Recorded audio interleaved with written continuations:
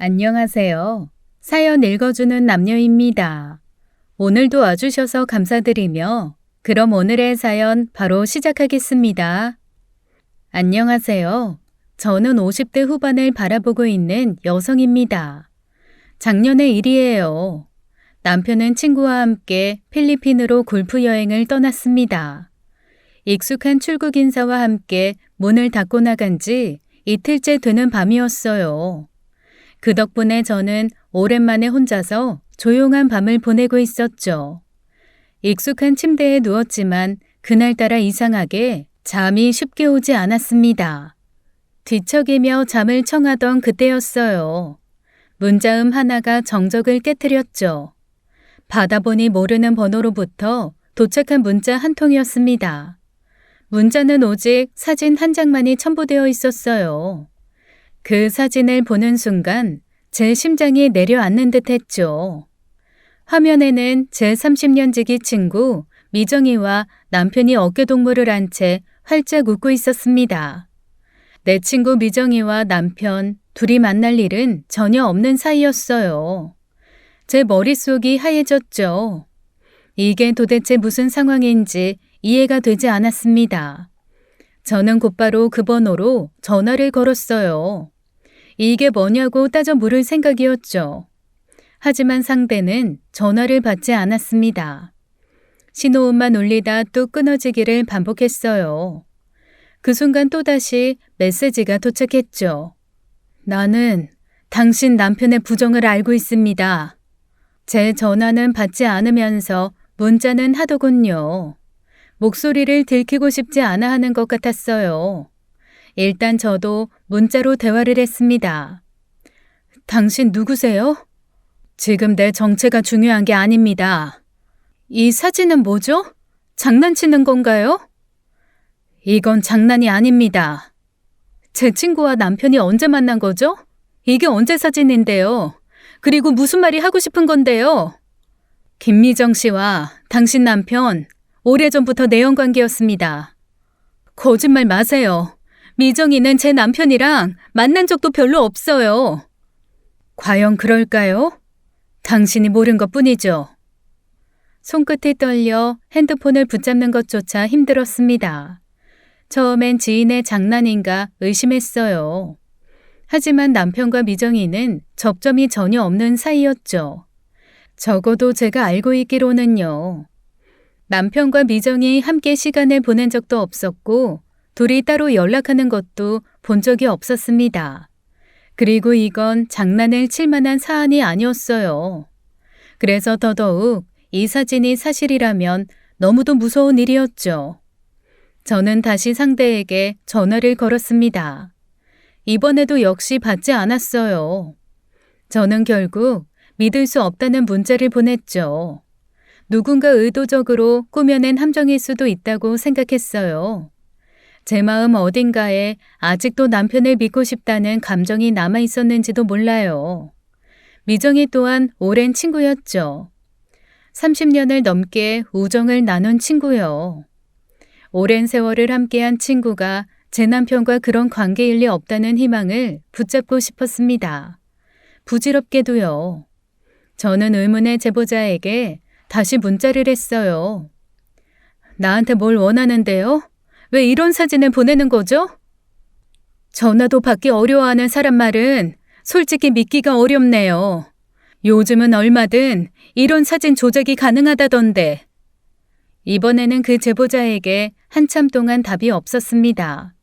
아주 잠깐 역시 장난이었구나, 스팸 문자였구나 싶었어요. 그런데 그 순간 한 통의 문자가 왔습니다. 난 복수를 원합니다.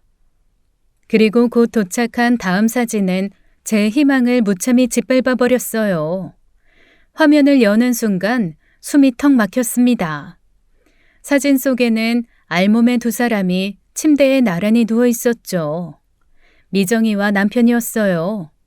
표정은 평온했고 베개를 나눠 쓴 채 서로에게 기댄 모습이었습니다. 호텔로 보이는 침실의 하얀 시트 위 그들은 알몸인 채 얽혀 있었어요. 순간 몸 전체에 힘이 풀려 주저앉을 뻔했죠. 눈을 의심했지만 분명히 두 사람이었어요. 30년 우정을 나눈 친구, 그리고 인생을 함께 한다고 믿었던 남편. 두 사람이 함께 제 등을 찌르는 듯 했습니다. 숨이 턱 막혀 숨조차 제대로 쉬지 못했어요. 누군가 심장을 그대로 움켜쥐고 비틀고 있는 듯한 고통이 밀려왔죠. 화가 나서 이를 악물었고 입술 안쪽이 터질 정도로 꽉 깨물었습니다. 하지만 마음속엔 고통보다 배신감이 더 깊었어요. 지금이라도 당장 두 사람을 찾아가 분노를 퍼붓고 싶었죠. 그때 또다시 문자가 왔습니다. 당신도 복수를 원합니까? 저는 손끝으로 네라고 짧게 입력하고 전송을 눌렀습니다. 의문의 제보자에게 이어서 이렇게 단문자가 왔어요. 좋습니다. 남편에겐 아무것도 모르는 척하세요. 그리고 제 다음 지시를 따르세요. 도대체 이 사람은 누구일까요? 이 모든 걸 어떻게 알고 있는 걸까요? 궁금함과 두려움이 뒤엉킨 채로 저는 밤새도록 휴대폰 화면을 뚫어져라 바라봤습니다. 저는 그날 한숨도 못 잤어요.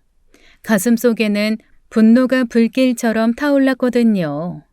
하지만 침착해야 했죠. 다음 날 저녁 남편은 아무렇지 않게 귀국했어요. 저를 보며 피곤한 표정으로 인사를 하더군요. 내 친구와 밤낮 없이 침대에서 뒹굴었으니 피곤하겠죠. 남편을 보자마자 체한 것처럼 가슴이 답답해졌습니다. 하지만 의문의 제보자가 시키는 대로 전 속마음을 감추고 미소를 지었어요. 태연하게 행동하는 게 이렇게 힘들 줄은 몰랐습니다. 저는 저녁을 차리며 최대한 평소와 다름없는 모습을 보였죠. 식탁에 앉은 남편은 여행 이야기를 늘어놓았어요. 대부분 저를 안심시키려는 거짓말이었죠. 저는 그 똥 같은 이야기가 듣기 싫어 화제를 돌렸습니다. 가볍게 남편을 찔러봤어요. 미정이가 곧 차릴 건강기능식품 매장 이야기요. 투자 취소해야겠어. 무슨 투자? 갑자기? 당신 투자도 해? 주식? 미정이 사업에 투자하기로 했던 거 말이야. 곰곰이 생각해봤는데 아무래도 그 투자 없던 일로 해야겠어.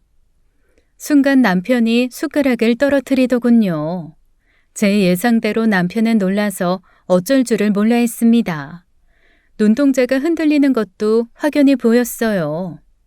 그 모습에 하마터면 밥주걱으로 남편 뺨을 후려칠 뻔했죠.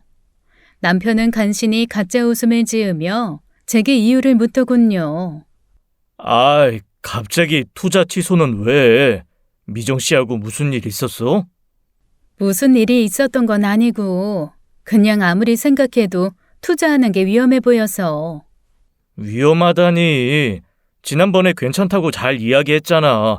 이제 와서 갑자기 왜 마음이 바뀌었어?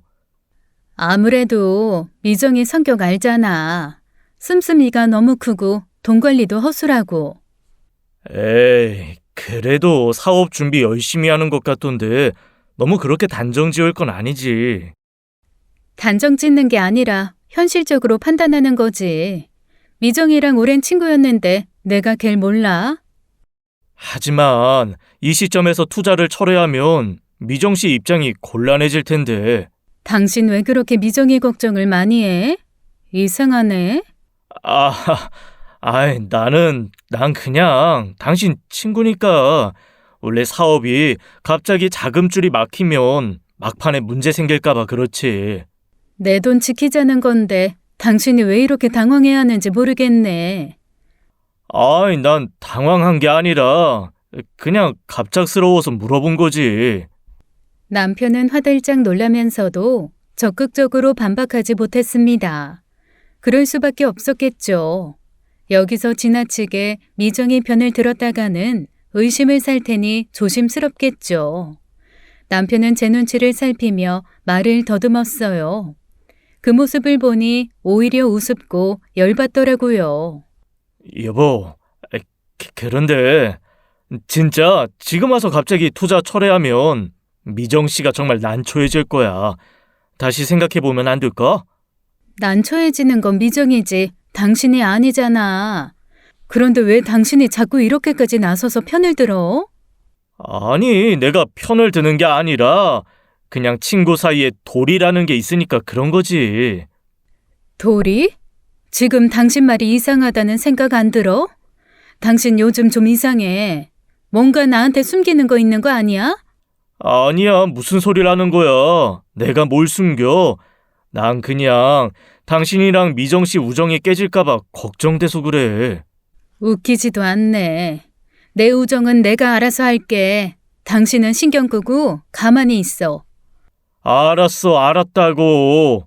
그냥 한번 말해본 거야. 왜 이렇게 예민하게 반응을 해? 마음을 숨기는 게 참 어렵습니다. 하마터면 미정과 남편 사이를 말하며 소리를 지를 뻔했어요. 제보자 이야기를 떠올리며 간신히 참았죠. 남편 놈 표정도 어지간히도 당황스러워하는 기색이 역력했습니다. 그러면서도 끝까지 투자를 다시 하도록 설득을 하더군요. 그런데 정말 생각 안 바꿀 거야? 다시 한번 잘... 안 해. 몇 번을 말해야 알아들어. 이미 결정했다고. 아, 알았어. 뭐 당신 친구니까 당신이 알아서 잘 하겠지. 투자 철회했다고 의절해도 난 이제 모른다. 당신 뜻대로 해. 알았어. 저는 곧바로 미정에게 전화를 걸었습니다. 남편에게 보란 듯이요. 미정이의 목소리를 듣는 순간 심장이 빠르게 뛰었죠. 마음 같아선 당장 욕 한 사발을 날리고 싶었어요. 미정아, 아무래도 너한테 하는 투자 못하겠다고 말하려고.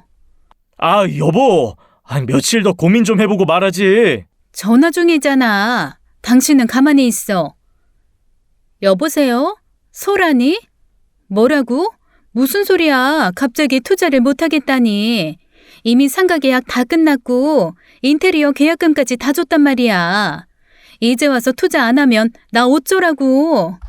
나 그러다가 망해. 그건 네 사정이지 내 사정은 아니잖아. 뭐? 너 지금 그걸 말이라고 해? 야, 강소라, 다시 말해봐. 제발 이러지 마. 지금 나한테 왜 이러는 건데? 나한테 무슨 서운한 일 있었던 거야? 서운한 일? 많지. 말해봐. 뭐가 그렇게 서운해, 어? 이유는 너 스스로가 혼자서 생각해. 어쨌든 투자 못해. 그렇게 알고 알아서 해. 저는 최대한 담담한 목소리로 대답했습니다.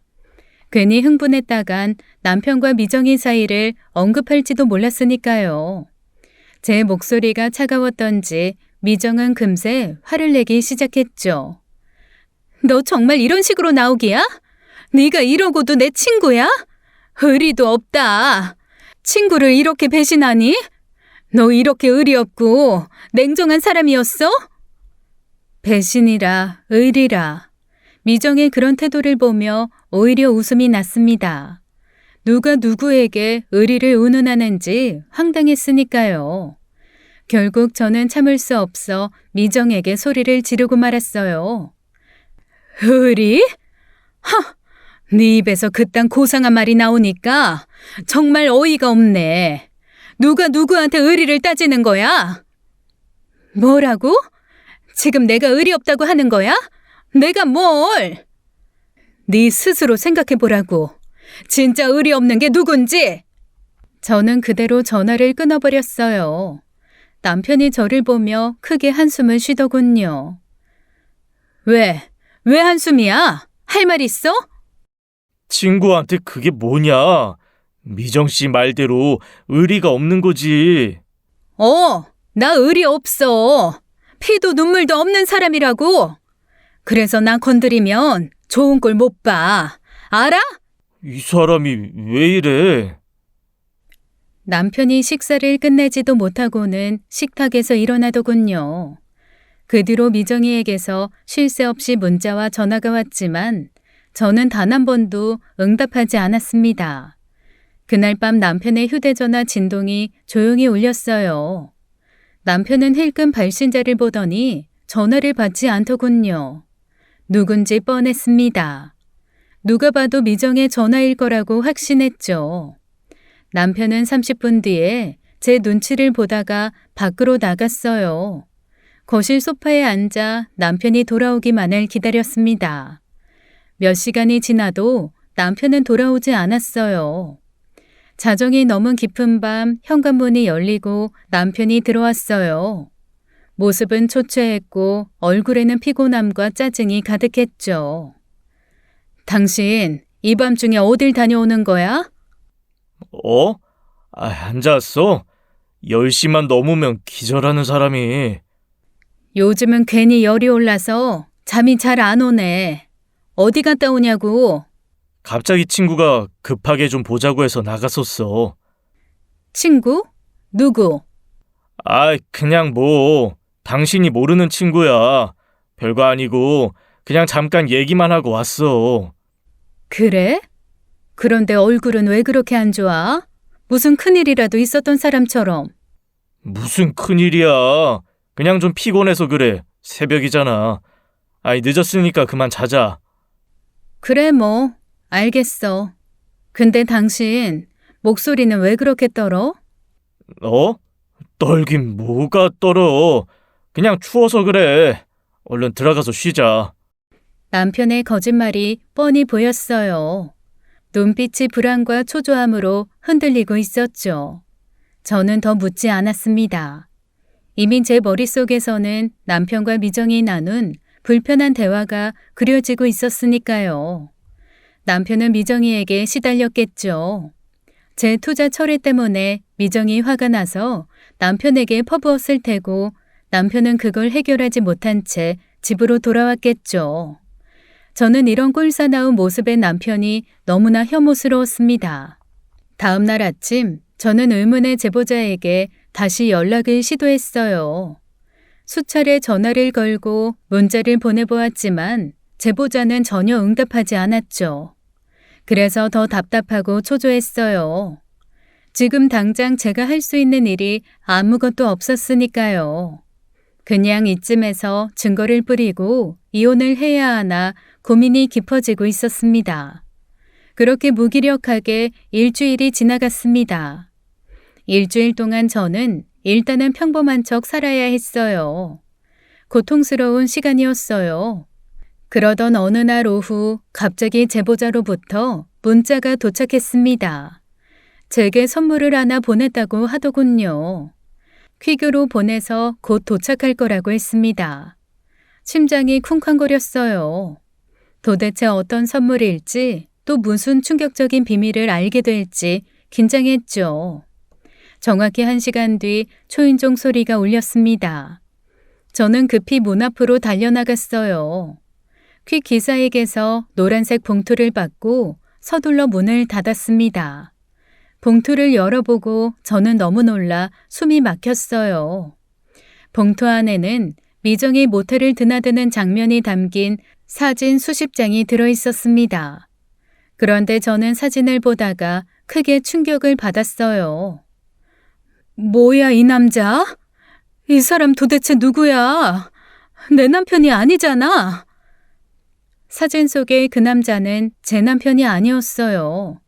이건 또 무슨 상황인지 머리가 복잡해졌습니다. 미정이에게 남편 외에 또 다른 남자가 있었다는 사실이 저를 경악하게 했어요. 사진은 모두 같은 장면이 3장씩 들어있었습니다. 왜 이렇게 사진을 보냈는지 처음에는 이해가 안 갔어요. 사진을 넘기다 보니 그 남자의 얼굴이 자세히 찍힌 사진도 있었죠. 그 사진을 보는 순간 저는 온몸에 닭살이 돋았습니다. 소름이 끼쳤어요. 미친 거 아니야? 김미정, 너 미쳤구나. 내 남편이랑 붙어먹으면서 내 남편 친구를 또 만나고 있어? 미친년, 어디서 양다리야? 이거 정말 제대로 미쳤네. 진짜 제정신 아니야. 사진 속 미정이의 또 다른 내연남은 박상중, 남편의 오래된 고향 친구였습니다. 저도 잘 알고 있는 사람이었어요. 가슴이 쿵하고 떨어지는 느낌이었죠. 정말 제대로 미쳤다고 밖에는 생각이 안 들었어요. 봉투 안을 더 뒤져보니 편지 한 장이 들어있었습니다. 컴퓨터로 타이핑 후 프린터로 출력한 짧은 편지였어요. 저는 떨리는 손으로 편지를 펼쳐보았습니다. 종이에는 뜻밖에도 남편 친구 박상중의 집 주소가 적혀 있었어요. 순간 저는 이 제보자가 도대체 얼마나 많은 것을 알고 있는지 두려워졌죠. 편지의 내용은 간단했어요. 미정과 남편 친구 박상중의 추악한 부정을 박상중의 아내에게 알리라는 지시였습니다. 동시에 이 사실을 제 남편에게도 알리라는 추가 지침도 담겨 있었고요. 제보자의 치밀함에 저는 등골이 오싹해졌어요. 서울 땡땡구 땡땡로. 이게 박상중 집 주소라고? 정말 철두철미하네. 나보고 지가 시키는 대로 이 더러운 꼴을 폭로하라는 거군. 저는 이제 제보자에게 조종당하는 꼭두각시 같았습니다. 이 제보자가 누군지도 모르겠지만 한 가지는 확실했어요. 아주 정확히 제 심리를 꿰뚫고 있었죠. 그의 요구를 따르지 않을 이유가 전혀 없었습니다. 저를 배신한 남편과 친구 미정에게 합당한 응징을 하는 건 저도 원하는 바였으니까요. 남편 친구 박상중은 서울 땡땡구에 5층짜리 상가를 소유한 부자였습니다. 아마 그러니 미정이 양다리를 걸친 거겠죠. 박상중은 저도 여러 번 만나본 적이 있었기에 그의 아내가 얼마나 무서운 사람인지 잘 알고 있었어요. 친정이 대대로 부자인 집안이었는데요.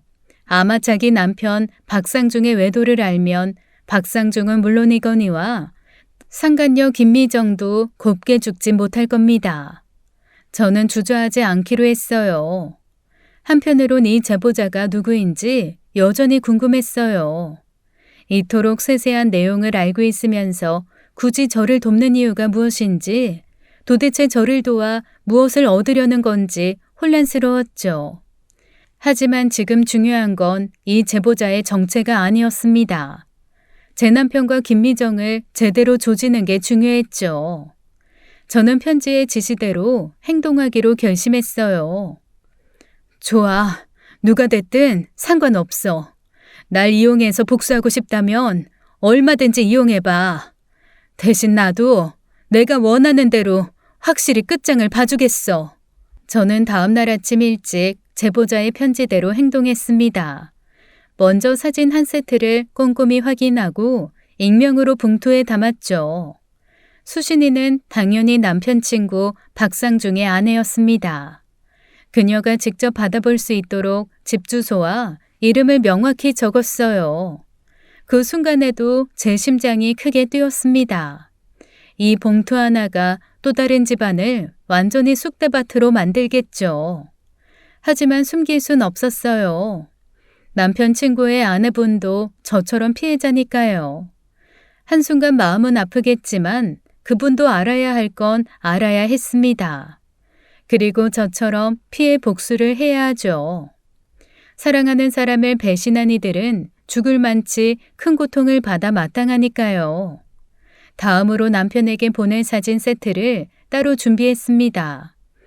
남편 사무실 주소를 봉투 위에 적을 때는 오히려 손이 떨리지 않았어요. 담담하고 차분했죠. 남편이 자신의 오랜 내연녀인 미정이가 자기 고향 친구와 양다리를 걸쳤다는 사실을 알게 될 순간을 생각하니 입가엔 미소가 저절로 지어졌습니다. 남편은 큰 충격과 배신감에 휩싸이겠죠. 그게 바로 제가 원하는 것이었어요. 제가 느끼는 제 지금 마음을 남편도 느껴봐야 하니까요. 우편물을 다 보낸 뒤에 전 마음을 단단히 했어요. 미정과 남편 그리고 남편 친구 박상중의 가정까지도 이 작은 사진 몇 장으로 인해 박살이 날 겁니다. 어디 끝까지 가보자는 생각뿐이었어요. 다음 날 늦은 오후 남편은 평소보다 일찍 집으로 들어왔습니다. 사무실에서 제가 익명으로 보낸 우편물을 받은 듯 했어요. 문을 열고 들어서는 남편의 표정은 심하게 일그러져 있었죠. 얼굴에는 충격과 배신감이 고스란히 드러나 있었습니다. 저와 눈이 마주쳤지만 아무 말 없이 곧장 서재로 들어가 문을 세게 닫아버리더군요. 저는 일부러 아무렇지 않은 척 조용히 저녁 준비를 시작했어요. 서재 안에서는 남편이 계속 서랍을 열었다 닫았다 하며 무언가를 찾는 소리가 들려왔습니다. 그 소리와 함께 간간히 신경질적으로 책상을 내려치는 소리도 들렸죠. 잠시 뒤 남편은 서재에서 나오더니 잔뜩 상기된 표정으로 다시 외출 준비를 했습니다. 이 시간에 어디 가려고? 무슨 일 있어? 회사에 급한 일이 좀 생겨서 바로 나가야 돼. 무슨 일인데 이렇게 급하게 나가? 그냥 일이 좀 복잡해져서 그래. 다녀올게. 정말 회사 일이 맞긴 해? 그럼 회사 일이지. 내가 지금 거짓말이라도 한다는 거야? 그렇게는 말 안 했는데? 그렇게 생각하는 이유가 있어 보이네. 당신하고 말장난할 시간 없어. 나중에 얘기하자고. 네, 맞아요. 거짓말을 한다는 거죠. 남편 얼굴을 보면 거짓말이라는 걸 금방 알아챌 수 있었습니다. 아마도 미정이나 박상중을 만나러 가는 것이겠죠. 남편의 눈빛에서는 분노와 조급함이 뚜렷하게 느껴졌어요. 그날 이후 남편은 며칠간 집으로 돌아오지 않았습니다. 저도 그런 남편에게 전화를 하지 않았어요. 남편의 상황을 충분히 짐작할 수 있었거든요. 내연녀였던 미정과 가장 가까운 친구에게 배신을 당한 거니까요.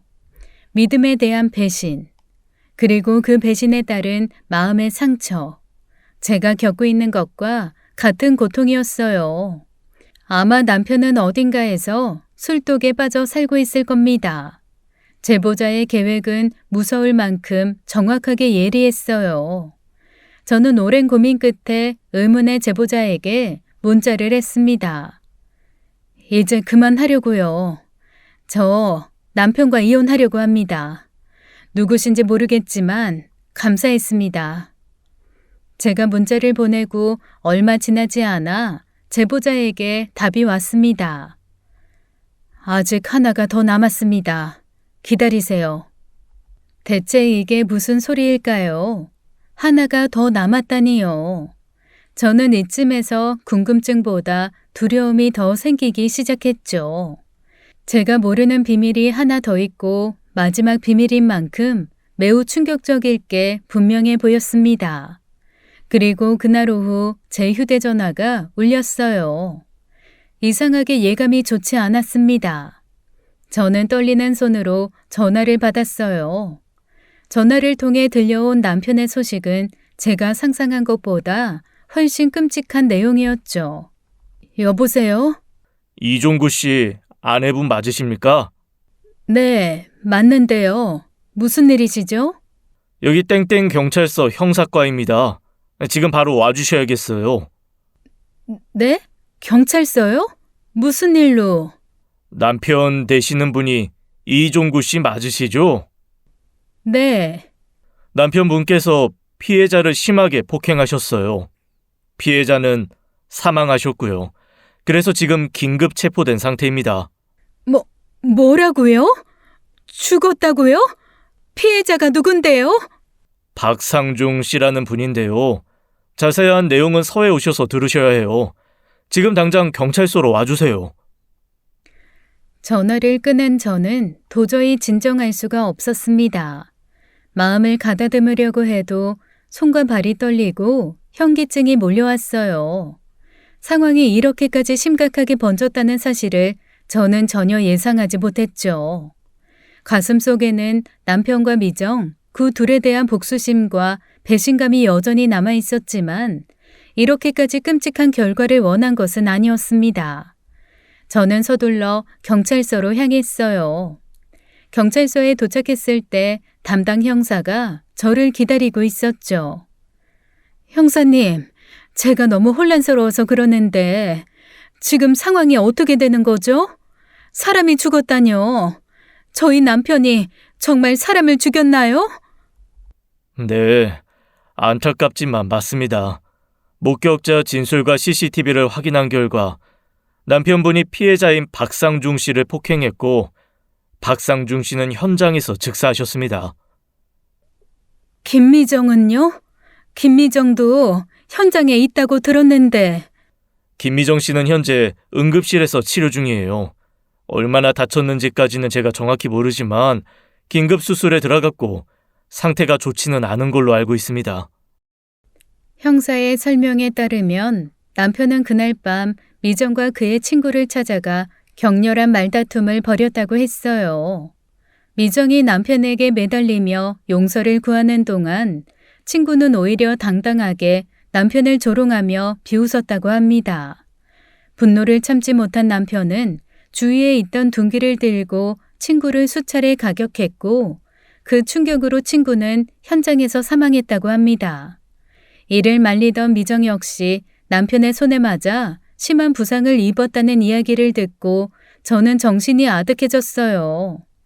형사의 안내를 받아 조사실로 들어갔을 때 저는 남편을 직접 대면할 수 있었습니다. 남편은 초점 잃은 눈으로 바닥만 바라보고 있었어요. 제가 온 것도 눈치채지 못한 채 말이죠. 그 모습을 보는 순간 저도 모르게 감정이 뒤섞이며 마음이 복잡했습니다. 하지만 정신을 차리고 남편에게 다가가 조심스럽게 말을 걸었죠. 제 목소리를 들은 남편은 천천히 고개를 들었어요. 눈빛은 이미 모든 것을 포기한 듯 공허했죠. 어떻게 사람을 죽일 생각까지 했어? 모르겠어. 모르겠다는 말로 끝낼 상황은 아닌 것 같은데? 이젠 하다하다 살인까지 했으니 내가 도대체 무슨 말을 해줘야 할지 모르겠다. 나도 어쩌다 이렇게 됐는지 모르겠다고. 그냥 순간적으로 눈앞이 캄캄해져서. 남편은 다시 고개를 떨구었습니다. 담당 형사에 따르면 남편은 이미 묵비권을 행사하고 있으며 그 어떤 진술도 하지 않고 있다고 했어요. 저는 잠시 후 조사실 밖으로 나왔고 마음을 진정시키려고 했지만 그게 쉽게 되지 않았습니다. 미정과의 불륜으로 인한 제 분노가 남편을 이토록 극단적인 상황으로 몰고 간 건 아닐까 하는 생각이 들었어요. 내 죄는 아니지만 제 잘못처럼 느껴졌죠. 그 순간 문득 한 가지가 떠올랐어요. 바로 이 모든 상황을 계획하고 지시했던 의문의 제보자였습니다. 그가 말했던 아직 하나가 남았다라는 말이 머릿속에서 계속 맴돌았어요. 설마 남편의 이 범죄를 그 제보자가 미리 예측이라도 한 걸까라는 생각이 들었죠. 이렇게까지 상황이 꼬여버린 지금 제가 어떻게 해야 할지 아무것도 떠오르지 않았습니다. 그저 속수무책으로 혼란스러울 뿐이었어요. 저는 경찰서를 나와 집으로 돌아왔지만 밤새 잠을 이루지 못했습니다. 며칠 후 남편이 저를 만나고 싶어 한다는 연락이 왔어요. 저는 처음에 망설였어요. 남편을 다시 만나는 게 꺼려졌기 때문이죠. 하지만 이젠 분명히 정리해야 할 때였습니다. 저는 마음을 단단히 먹고 구치소로 향했어요. 도착해서 접견실 문을 열고 들어갔을 때 남편은 이미 초췌할 대로 초췌해진 모습이었어요. 제가 자리에 앉자 남편은 어렵게 말을 꺼냈습니다. 목소리는 가늘게 떨렸고 얼굴엔 절박함이 가득했어요. 남편은 자신의 잘못을 인정하거나 사과하기는커녕 다급하게 제게 부탁부터 했습니다. 여보, 내 말 좀 잘 들어봐. 나 진짜 큰일 났어. 이렇게 가만히 있다간 내 인생 완전히 끝이야. 무조건 이 사건을 뒤집어 줄 수 있는 변호사가 필요해. 판사 출신으로 무죄나 집행유예로 만들어줄 수 있는 변호사를 찾아줘. 부탁이야, 어? 지금 그걸 나한테 부탁하는 거야? 사람을 죽여놓고도 최고 변호사만 쓰면 다 해결되는 줄 알아? 아직도 정신 못 차렸네. 여보, 진짜 나 그놈 죽일 생각까진 없었어. 그냥 그 자식이 날 너무... 너무? 너무 뭐? 그냥 나한테 막 막말을 하다가 나를 비웃으면서 조롱했어. 나도 모르게 눈이 뒤집혀 버린 거야. 정말 나도 이럴 줄 몰랐다고. 남편은 아직도 자신의 외도를 제가 모른다고 생각하는 듯 했어요. 제발 나를 믿어줘. 순간적으로 이성을 잃은 거야. 이성을 잃었다고 다 용서받을 수 있으면 법은 왜 있고 경찰은 왜 있는데? 그리고 억울하다니.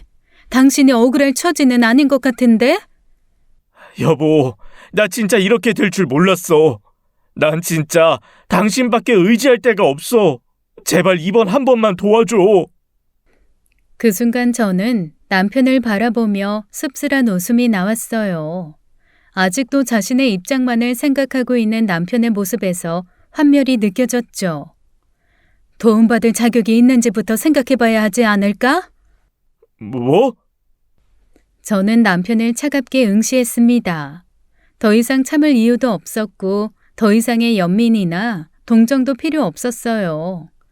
저는 지금까지 숨겨왔던 모든 것을 그 자리에서 털어놓았습니다. 남편의 외도를 알고 있었다는 사실부터 미정과의 관계를 모두 파악하고 있었다는 사실까지 말이죠. 당신 아직도 상황 파악이 안 되는 모양인데 내가 지금까지 아무것도 몰라서 조용히 있었다고 생각해? 당신이랑 미정이가 무슨 짓을 했는지 나 진작부터 다 알고 있었어. 뭐라고?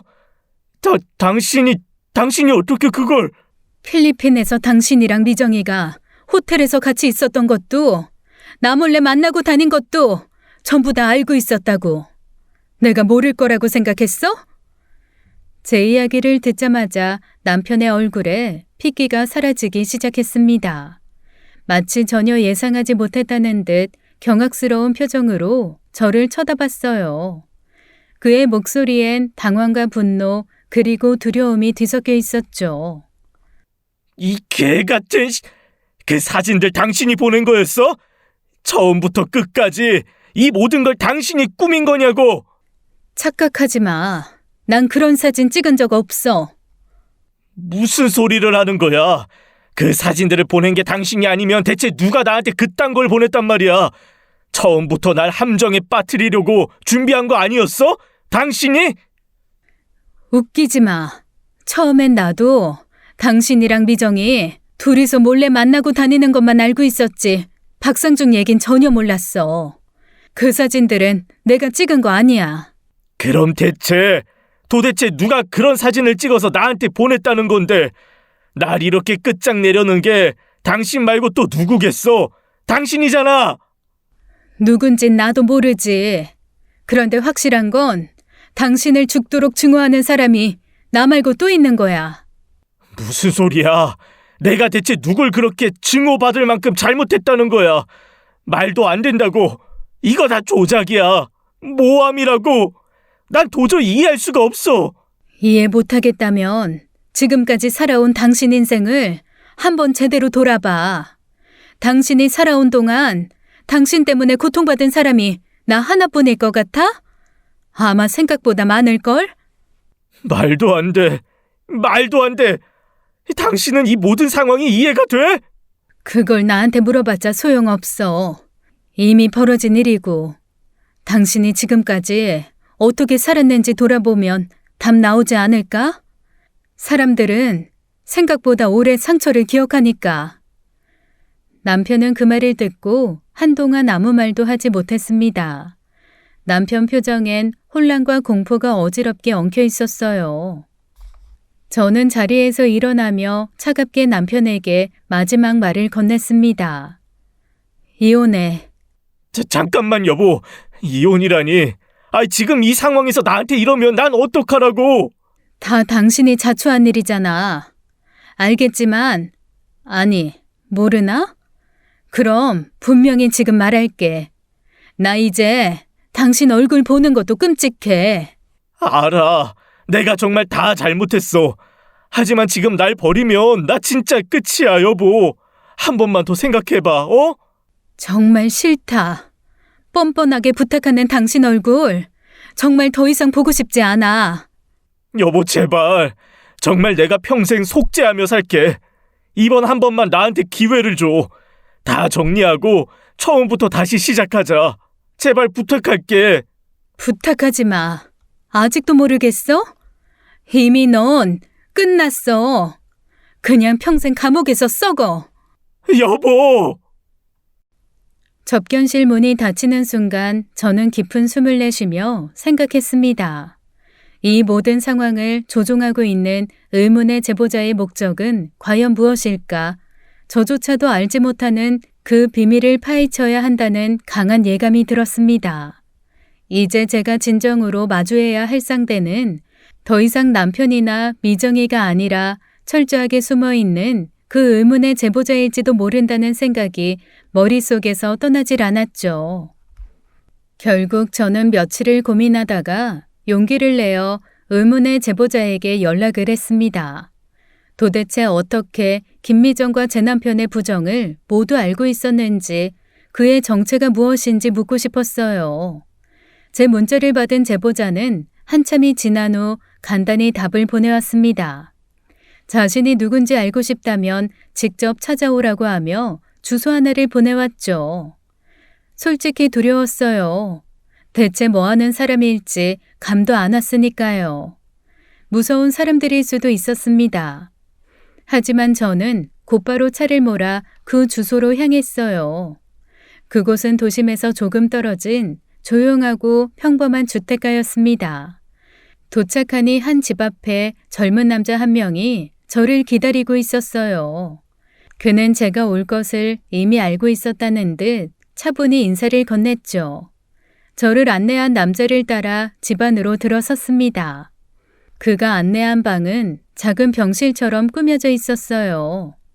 침대 위에는 아주 젊은 여자가 누워 있었죠. 너무나 말라 마치 뼈만 있는 듯 앙상한 여자였어요. 씩씩거리며 간신히 숨을 쉬고 있더군요. 코에는 산소 호스가 연결되어 있었죠. 침대 옆에는 심장박동 기계가 조용히 움직이고 있었습니다. 그녀는 제가 들어오는 모습을 보고는 눈으로 힘겹게 인사를 건네더군요. 한눈에 그녀가 제게 연락을 한 의문의 제보자라는 것을 알 수 있었습니다. 젊은 남자는 저와 그녀가 대화할 수 있도록 조용히 자리를 비켜주었어요. 그렇게 방 안에는 침묵 속에 저와 젊은 여자 단 둘만 남게 되었죠. 방 안에는 오직 기계음만이 규칙적으로 울려 퍼졌습니다. 저는 침대에 누워있는 젊은 여자의 얼굴을 보았어요.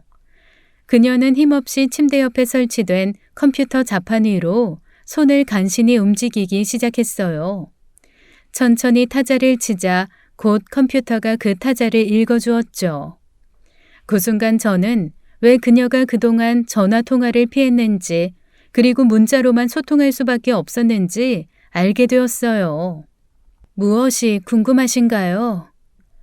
대체 왜 저를 도와준 겁니까? 그 이유가 궁금합니다. 제 질문에 그녀는 잠시 망설이는 듯 보였습니다. 몇 초간 그녀의 손가락은 자판 위에서 멈춰 있었어요.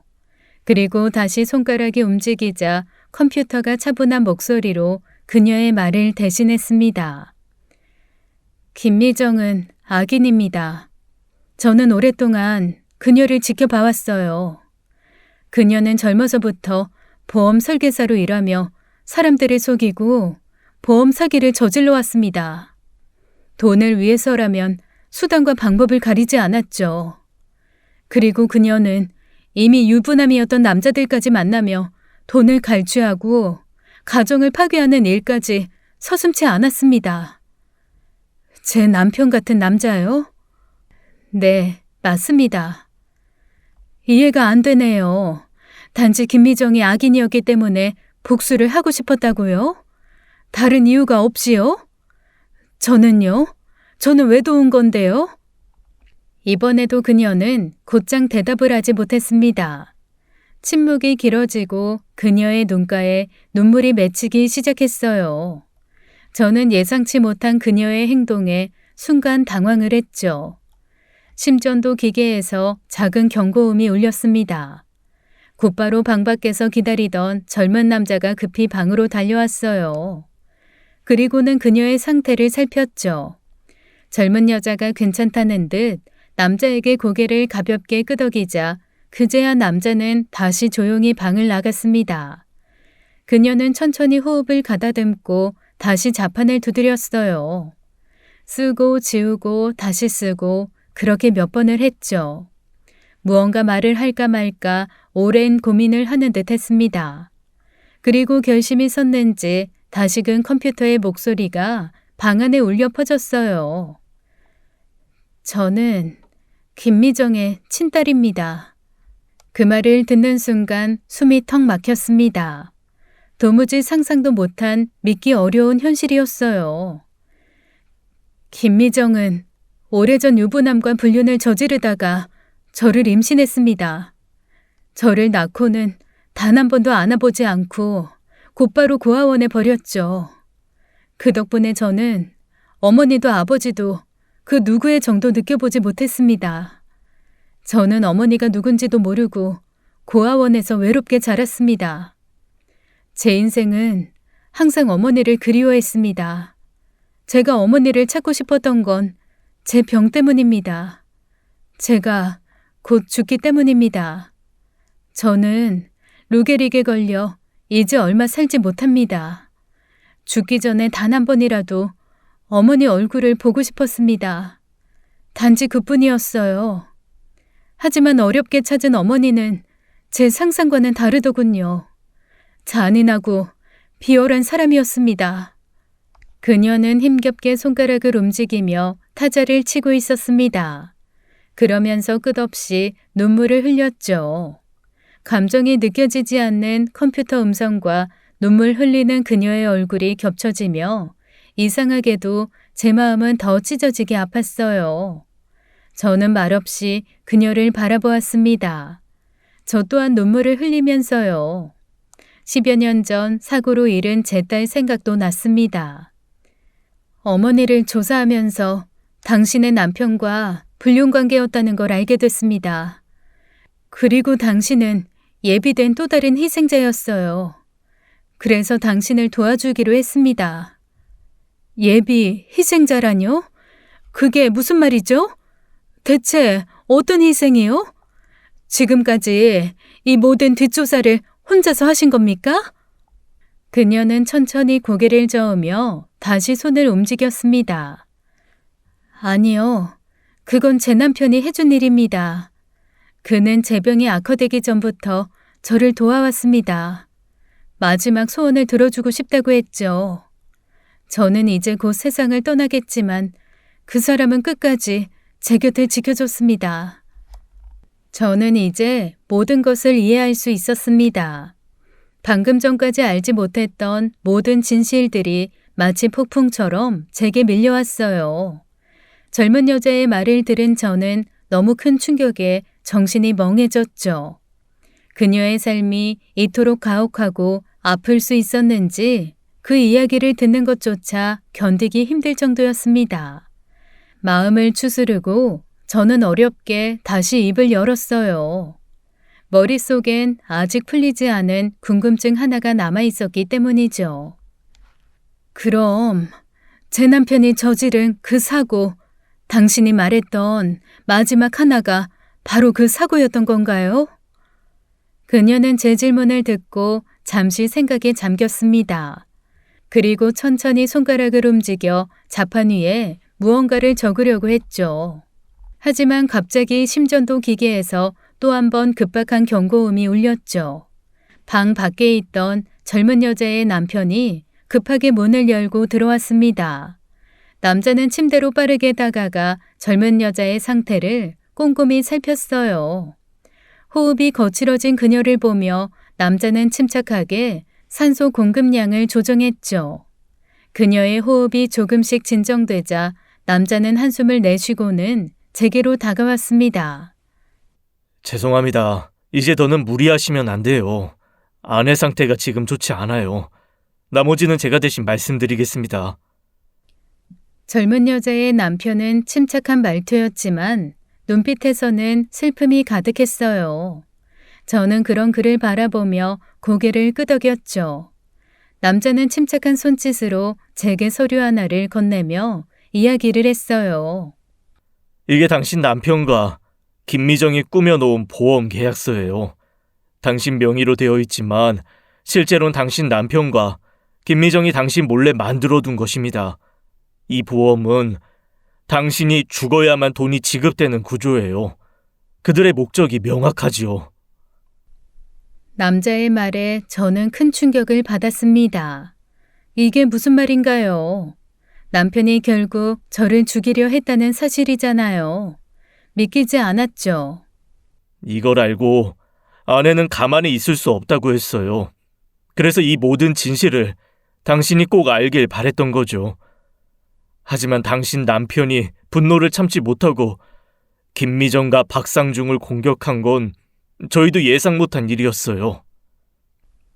그럼 문자로 말씀하신 마지막 하나가 남았다는 게 제가 죽을 뻔했던 이 보험 사기라는 건가요? 그때 젊은 여자의 손이 미세하게 움직였습니다. 그녀는 다시 힘겹게 자판을 두드렸고 컴퓨터는 그녀의 마지막 말을 대신 전했어요. 네, 맞아요. 마지막 하나는 바로 당신의 생명을 담보로 한 보험 사기였습니다. 그들이 계획한 범죄는 아직 끝나지 않았어요. 당신이 이 진실을 세상에 밝혀야만 모든 게 끝날 수 있어요. 저를 바라보는 그녀의 눈에는 눈물이 천천히 흘러내렸죠. 저는 그녀에게 다가가 손을 꼭 붙잡으며 말했습니다. 고마워요. 정말 고마워요. 나 구해줘서 정말 고마워요.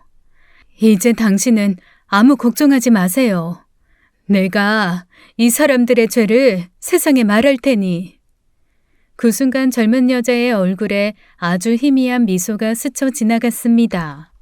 제 옆에 서 있던 남자는 그런 저희의 모습을 슬픈 눈으로 바라보았어요. 아내는 이제 정말 시간이 얼마 남지 않았습니다. 하지만 마지막으로 자신의 엄마가 벌을 받는 모습을 꼭 보고 싶어 했어요. 이 모든 걸 마무리할 수 있게 도와줘서 고맙습니다. 아니에요. 진짜 고마운 건 저예요. 제가 몰랐던 이 모든 사실을 밝혀줘서, 그리고 마지막까지 이렇게 저를 도와줘서 너무나 고맙습니다. 저는 깊게 고개를 숙이며 감사를 표했습니다. 방을 나서며 다시 한번 침대 위에 젊은 여자를 바라봤어요. 그녀의 얼굴은 이제 편안해 보였습니다. 모든 고통을 내려놓은 듯 평온한 모습으로 저를 배웅하고 있었죠. 그 후로 얼마 지나지 않아 남편의 재판이 본격적으로 시작됐습니다. 법정에서는 이미 사건을 두고 치열한 공방이 벌어지고 있었죠. 남편이 고용한 변호사는 이 사건이 결코 의도적인 범행이 아니라 순간적인 감정 폭발에 의한 우발적 과실치사였다고 주장했습니다. 남편은 최대한 처벌을 줄이기 위해 자신이 피해자라고 말하며 연기를 펼치고 있었죠. 하지만 저는 이 모든 과정을 절대로 좌시할 수 없었습니다. 젊은 여자와 그녀의 남편이 제게 준 남편과 미정이 공모한 보험 사기 증거 서류를 가지고 곧장 검찰을 찾아갔어요. 검사는 제가 건넨 자료를 보며 깜짝 놀랐죠. 이 자료는 법정에 제출될 결정적 증거가 되었습니다. 보험 사기는 미수였기에 어떠한 처벌도 할 수는 없었어요. 하지만 적어도 남편이 선량한 사람이 아니라는 것은 밝힐 수 있었습니다. 본 재판부는 피고인의 죄질이 매우 나쁘다고 판단합니다. 피고인은 부정한 관계를 맺고 피해자를 기망하여 생명을 위협하는 보험 사기를 공모했습니다. 나아가 이 사실이 발각되자 분노를 참지 못하고 폭력을 휘둘러 결국 사망 사건까지 초래했습니다. 따라서 재판부는 피고인에게 징역 20년형을 선고합니다. 순간 남편은 절규하며 고개를 숙였습니다. 자신이 저지른 죄악의 무게를 이제야 절실히 느끼는 듯 했어요. 김미정 역시 공범으로 처벌을 받았어요. 하지만 공범 김미정 역시 범행에 깊이 연루된 사실이 명백하지만 현재 신체 상태를 고려하여 징역형 대신 집행유예와 벌금형을 선고합니다. 다만 평생을 자신의 죄를 반성하며 살아가길 바랍니다. 남편에게 폭행을 당한 몸 상태이기에 간신히 큰 처벌은 면했죠. 하지만 이미 김미정은 하반신이 마비되었고 두 눈을 잃었습니다. 저는 그 정도로 김미정이 천벌을 받았다 생각했어요. 재판이 끝나고 저는 조용히 법정을 빠져나왔습니다. 밖으로 나오자 저는 그동안 참아왔던 눈물을 터뜨렸어요. 제 옆에는 김미정의 딸 남편도 함께 있었습니다. 정말 감사합니다. 당신들이 아니었다면 저는 이 모든 걸 혼자서 감당하지 못했을 거예요. 저희가 할 수 있는 일을 했을 뿐입니다. 이제 모든 게 끝났으니 당신도 마음의 평화를 찾으셨으면 좋겠습니다. 부디 남은 시간 동안 조금이라도 행복하셨으면 좋겠습니다. 당신들 덕분에 제가 살 수 있었으니까요. 모든 것을 뒤로하고 저는 법원을 떠났습니다. 그때 비로소 깨달았어요. 이 모든 사건은 저에게 상처를 주었지만 결국 정의가 살아있다는 사실을 확인시켜 준 것이었죠. 저는 이 아픔을 잊지 않고 살아갈 겁니다. 다시는 비슷한 일이 반복되지 않도록 제 삶을 지켜낼 거예요. 이제부터 시작될 제 인생은 결코 쉽지 않을지도 모릅니다. 하지만 적어도 저는 이제 진실과 정의를 위해 싸우는 법을 알게 되었어요. 저는 더 이상 두려워하지 않을 겁니다. 앞으로의 삶도 당당하게 맞설 준비가 돼 있으니까요. 지금까지 사연 읽어주는 남녀였습니다. 끝까지 시청해주신 여러분 감사드리며 저희는 다음 사연으로 돌아올게요. 감사합니다.